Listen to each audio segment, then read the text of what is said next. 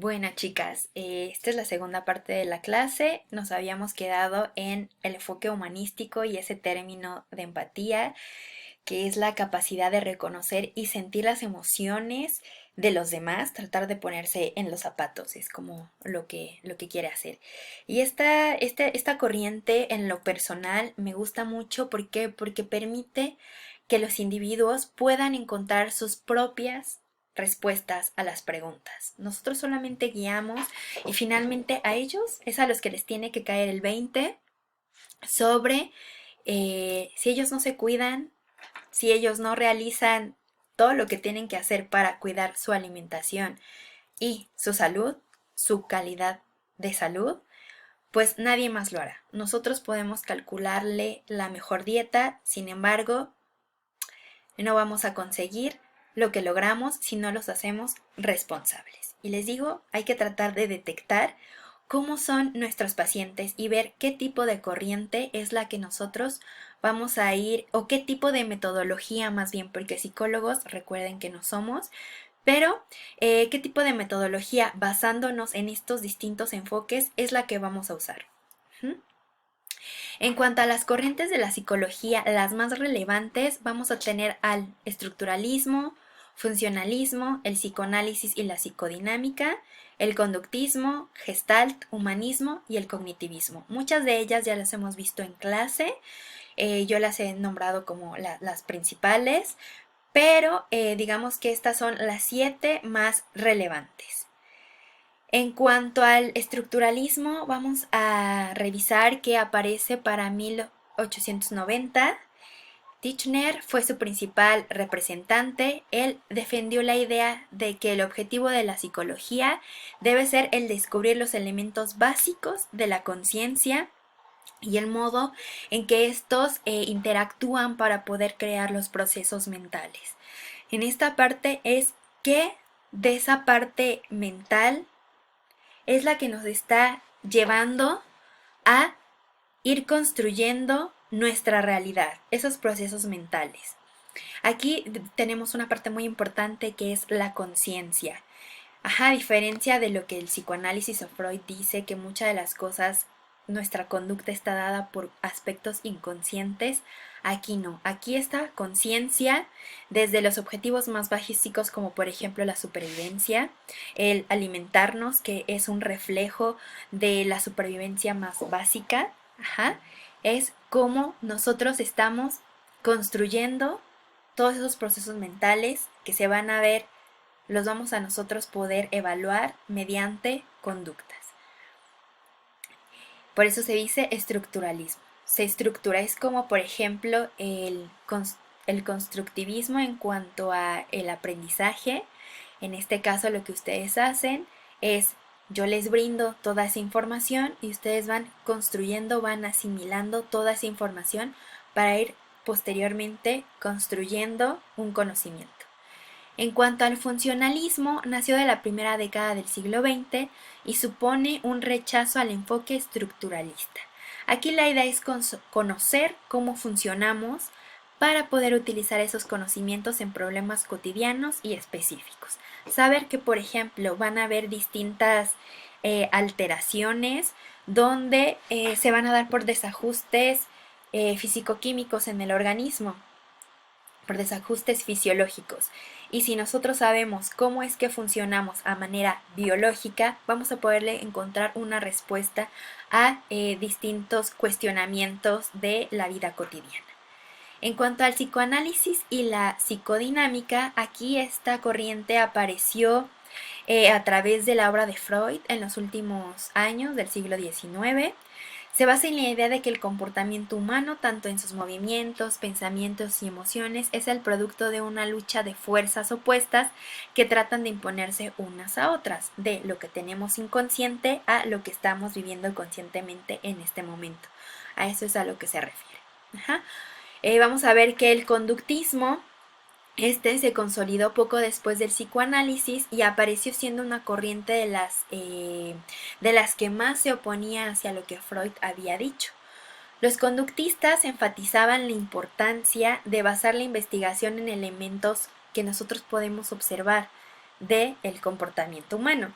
Los conductistas se caracterizan por considerar que el objeto de estudio debería ser la conducta y no esos procesos tan internos que lleva los individuos.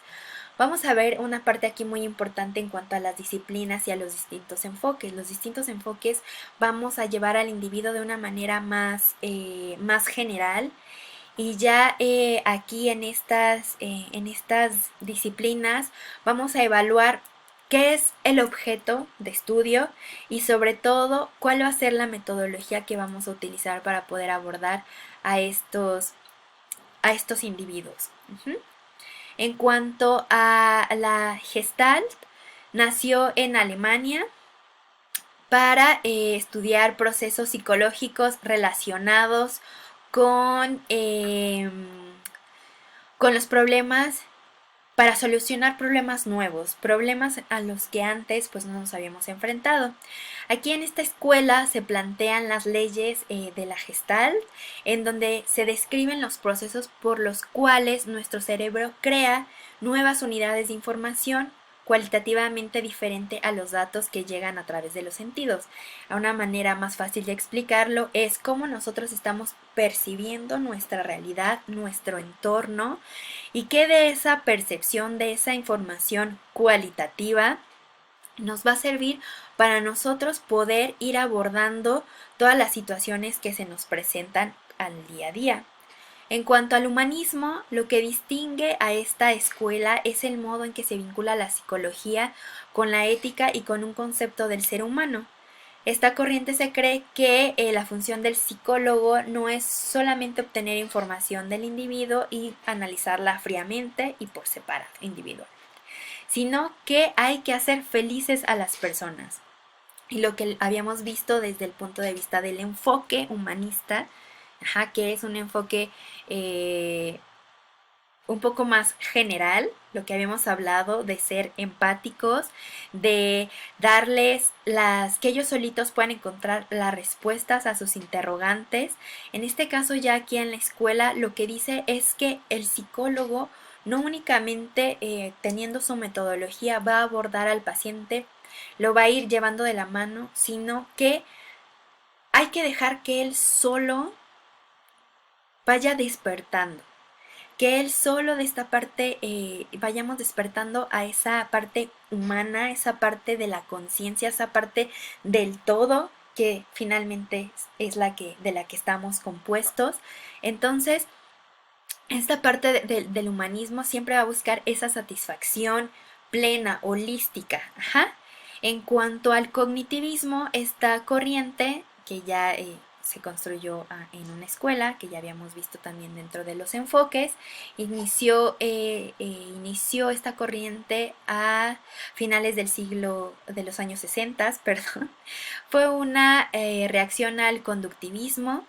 Aquí Skinner supuso una vuelta al estudio de los procesos mentales que no eran demasiado, que no se tenían en cuenta, que no se tenían en cuenta cómo es que nosotros vamos construyendo ese conocimiento basándonos en nuestras creencias, en las emociones, y va a estar impactado sobre la toma de decisiones. Vamos a ver que en cuanto al cognitivismo, en esta corriente ya habíamos hablado un poquito sobre que nosotros vamos a ir construyendo el abordaje de esas nuevas experiencias basándonos en lo que ya habíamos vivido antes. Entonces, bueno, vi que habían surgido algunas dudas en cuanto a la tarea que les había dejado la vez anterior, y me gustaría darles como algunas recomendaciones. Vamos a ver que tenemos también como nutriólogos distintas metodologías y maneras de abordar a los pacientes de acuerdo a su personalidad, y vamos a tomar nosotros a lo mejor alguna de estas corrientes psicológicas. Recordemos que el ser humano está compuesto, sí, del cuerpo, pero también de la mente. Entonces, por ejemplo, vamos a tratar de identificar a un paciente que tiene ansiedad. Eso lo vamos a ir identificando en clases subsecuentes con la definición de personalidad. Si, por ejemplo, nosotros tenemos a un paciente que tiene una obesidad o una anorexia nerviosa, pues un recordatorio de 24 horas no nos va a servir. Necesitamos un recordatorio, por ejemplo, uno de frecuencia de alimentos, conocer cuáles son los hábitos de esos pacientes. También tratar de identificar esos pacientes que son ansiosos, les digo con algunos consejos, no darles muchísima información porque se suelen agobiar, irles soltando poco a poco todos estos tips nutricionales en cuanto a preparación, en cuanto a la elaboración de otros alimentos con más especies. Vamos a ir poco a poquito. Con ellos sí vamos a ser muy estrictos en que esto de pollo con este sazonador, con este aderezo y no más, no más ideas. Vamos a ver que también tenemos otros pacientes que son muy tímidos, que son muy retraídos. A ellos les vamos a dar muchísimas opciones, les vamos a dar ahí con ellos un panorama mucho más amplio que es de lo que trata la nutrición, de lo que trata la alimentación, para que ellos puedan ir encontrando su camino y encajar. Muchas veces este tipo de pacientes necesitan establecerse en una zona para sentirse cómodos, sentirse a gusto. Entonces, ustedes, les digo, van a ir desarrollando todas esas aptitudes para poder identificar estos pacientes y cómo es que va a ser el abordaje. También cómo es que le van a ir a transmitir todos estos conocimientos, porque, como decíamos, nosotros también somos unos educadores, educadores en salud. Entonces, pues necesitamos también ver qué tipo de material, ¿no? Si va a ser muy visual, si va a ser demasiado interactivo con las porciones de alimentos. Entonces, es importante ir conociendo desde qué aristas vamos a resolver este problema, desde qué enfoque vamos a ir observando a nuestro paciente. Porque recordamos que no solamente el paciente es un ente biológico, no está lleno solamente de procesos metabólicos, anabólicos. Entonces vamos a ver qué de todas estas corrientes va a encajar mucho en cuál va a ser la dietoterapia que ustedes van a aconsejar a este tipo de pacientes, y por eso es importante conocer desde qué ámbitos podemos abordar a un paciente. Y eso sería todo, chicas.